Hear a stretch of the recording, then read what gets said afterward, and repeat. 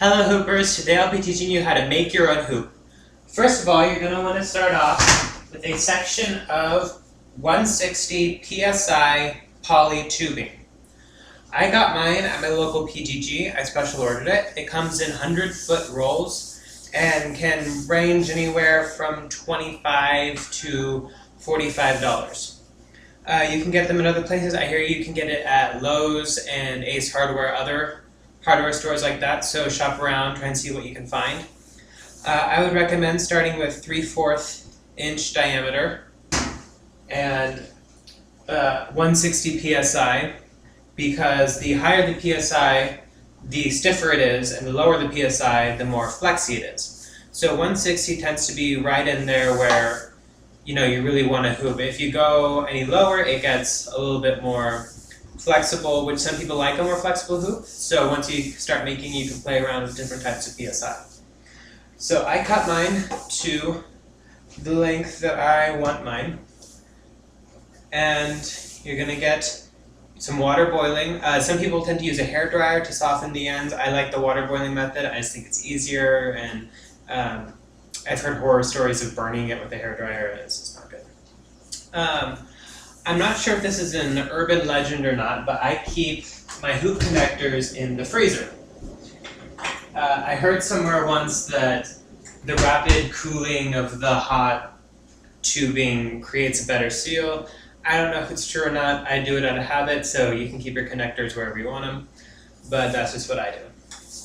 I cut my tubing with ratchet cutters here that I bought at a hardware plumbing store. And let me tell you, they're worth it. I tried doing this with a hacksaw for about 2 months and eventually wanted to kill everything because of it. So I got those, much easier. They just cut right through it, no problem.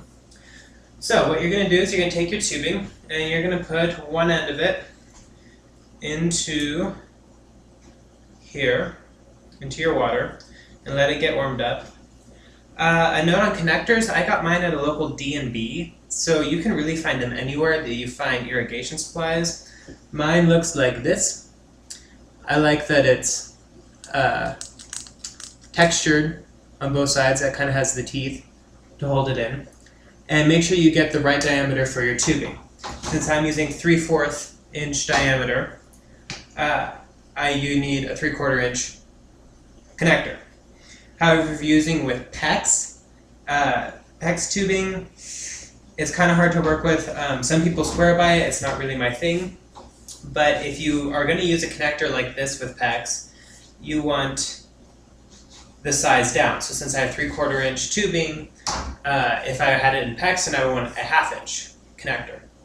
So you see how I did that there? I just kind of pushed it in. You just kind of insert it so that it's there. And there's a little thing in the middle of mine that it stops it once it gets halfway perfectly.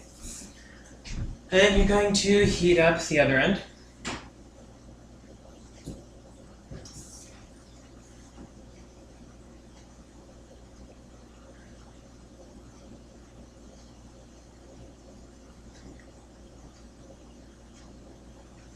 It doesn't really take very long, just a few minutes.